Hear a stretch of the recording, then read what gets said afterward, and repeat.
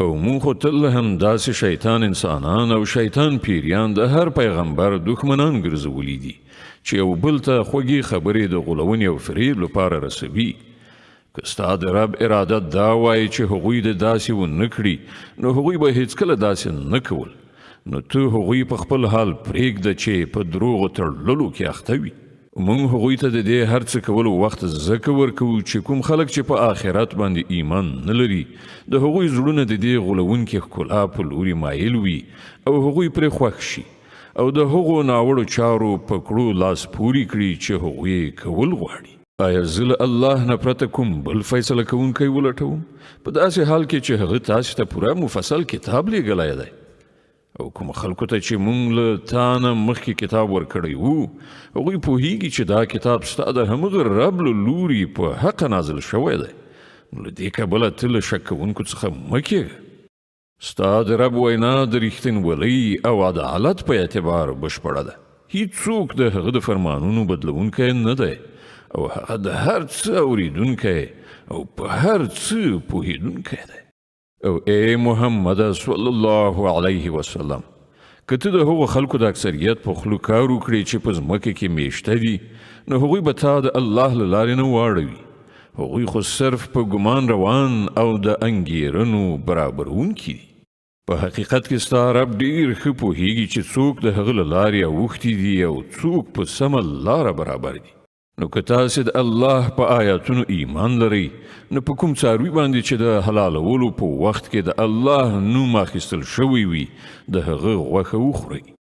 ښه نو څه دلیل دی چې تاسې هغه څه ونه خورئ چې پر هغه باندې د الله نوم اخیستل شوی وي په داسې حال کې چې د کومو شیانو استعمال چې الله له اضطراري حالاتو نه پرته په نورو ټولو حالاتو کې حرام کړي دي د هغو تفصیل تاسې ته درښودلی دی.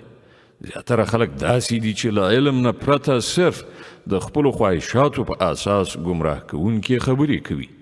ستا رب دا له حده تېرېدونکي ډېر ښه پیژني. تاسې هم له ښکاره ګناهونو څخه ځان وژغورئ او هم له پټو څخه. څوک چې د ګناه کسب کوي هغوی به د خپلې دغې ګټې مجازات ومومي. او کوم څاروي چې د الله د نوم په اخیستلو نه وي ذبح کړی شوي د هغه غوښه مه خورئ. دا کار فسق دی. شیطانان د خپلو ملګرو په زړونو کې شکونه او اعتراضونه اچوي تر څو چې هغوی له تاسې سره شخړه وکړي. خو که تاسې د هغوی اطاعت ومانه تاسې به په باوري توګه مشرکان یاست. آیا هغه څوک چې مخکې مړو بیا موږ ورته ژوند وباښه او هغه رڼا مو ورکړه چې د هغې په وړانګو کې هغه د خلکو په منځ کې د ژوند لاره وهي د هغه چا په څیر کېدی شي چې په ترږمیو کې غورځېدلی وي او په هیڅ شان ورڅخه وتونکی نه وي. د کافرانو لپاره په همدې توګه د هغوی کړه وړه ښایسته کړی شوي دي. او په همدې ډول موږ په هره سیمه کې د هغې غټ غټ مجرمان بوخت کړي دي چې هلته د خپل مکر او ټګۍ جالو غوړوي. اصلا هغوی د خپل ټګۍ په لومه کې په خپله نښتي دي خو له هغوی سره د دې شعور نشته. کله چې هغو ته کوم آیت راشي نو هغوی وایي موږ به یې تر هغه پورې ونه منو تر څو چې په خپله موږ ته هغه څه را نه کړی شي چې د الله رسولانو ته ورکړی شوي دي. الله ډېر ښه پوهیږي چې چیرته خپله پیغمبري غوره کړي. هغه وخت نږدې دی چې د مجرمان د خپلو ټګیو په مجازات کې د الله په وړاندې له رسوایۍ او سخت عذاب سره مخامخ شي. نو دا حقیقت دی چاته چې الله د لارښودنې اراده وکړي د هغې سینه د اسلام لپاره پرانیزي او څوک چې وغواړي ګمراه کړي د هغه سینه تنګوي او داسې ساه بندیږي لکه چې د آسمان په لور پورته کیږي. په دې توګه الله له حق څخه د تیښتې او کرکې ناپاکي پر هغو کسانو مسلطوي چې ایمان نه راوړي. په داسې حال کې چې دا لاره ستا د رب سمه لاره ده او د هغه نښانې د هغو خلکو لپاره څرګندې کړای شوي دي چې نصیحت مني. د هغوی لپاره د هغو له رب سره د سلامتیا کور دی او هغه د هغې سمې کړنچارې له امله د هغوی سرپرست دی چې هغوی غوره کړي ده. په هغه ورځ چې الله ټول خلق تر محاصرې لاندې را ټول کړي په هغه ورځ به هغه پیریانو ته په خطاب وفرمایي چې ای د پیریانو ډلې تاسو خو په انساني نوې باندې ښه لاس پاک کړ. له انسانانو څخه چې څوک د هغوی ملګري وو هغوی به عرض وکړي چې پروردګار زمونږ هر یو له بل نه پوره استفاده کړې ده او اوس مونږه هغې نیټې ته رارسېدلي یو چې تا راته ټاکلې وه. الله به وفرمایي ښه نو اوس ستاسې استوګنځی اور دی، په هغه کې به تاسې د تل لپاره اوسیږئ. له هغه نه به یوازې همغه وژغورل شي چې الله د هغوی ژغورل وغواړي. بېشکه ستا رب د حکمت خاوند او عالم دی.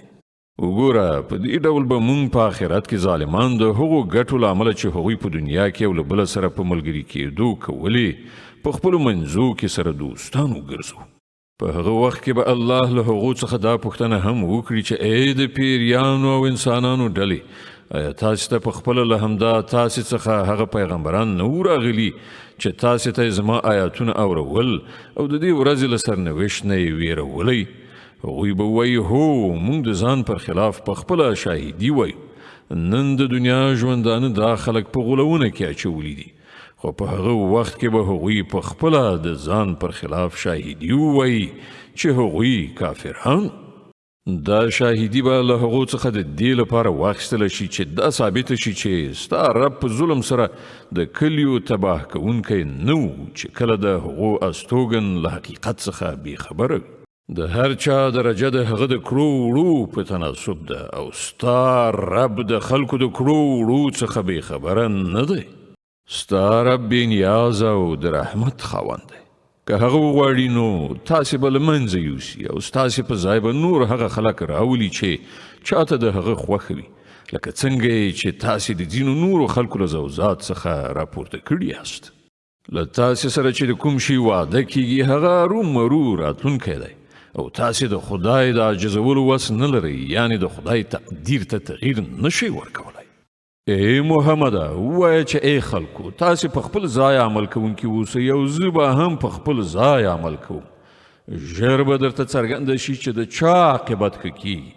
بېشکه چې ظالمان نه بریالي کیږي. دې خلکو د الله لپاره په خپله د همغلو پیدا کړو کښتونو او څارویو څخه یوه برخه ټاکلې ده او په خپل ګمان وایي دا د الله لپاره ده او دا زموږ د انګېرلیو شریکانو لپاره. نو کومه برخه چې د هغوی د انګېرلو شریکانو لپاره ده هغه خو الله ته نه رسیږي، خو کومه چې د الله لپاره ده هغه د هغوی شریکانو ته رسیږي. څنګه بدې فیصلې کوي دا خلک. او په همدې ډول د ډیرو مشرکانو لپاره د هغوی شریکانو د خپل اولاد وژل ښایسته کړي تر څو چې هغوی له تباهۍ سره مخامخ کړي او هغوی د خپل دین په باب په اشتباه کې واچوي. که الله غوښتي وای نو دوی به داسې نه وکړي، نو دوی پرېږده چې په خپلو دروغو جوړولو کې اخته وي.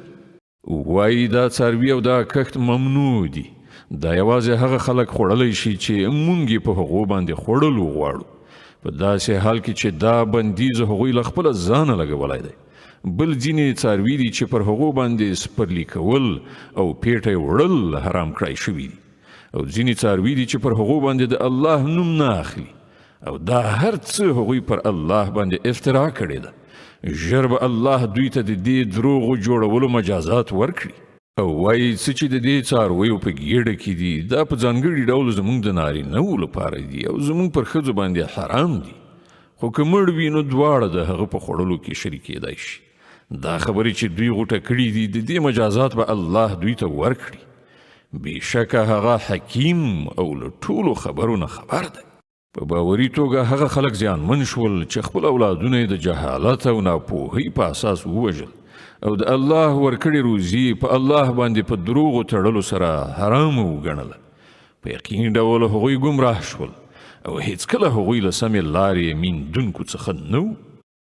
دی همغه ذات دی چې په ځمکه خپاره او د ونو مخ پورته باغونه او د خرماو ونې پیدا کړي، کښتونه یې زرغون کړي چې له هغو څخه راز راز خوراکي مواد په لاس راځي.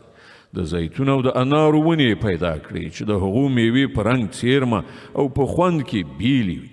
د هغو له پیداوارو نه وخورئ چې کله میوه ونیسي، او د الله حق ادا کړئ چې کله یې فصل وریبئ، او له حده تیری مه کوئ چې الله له حده تیري کوونکي نه خوښوي.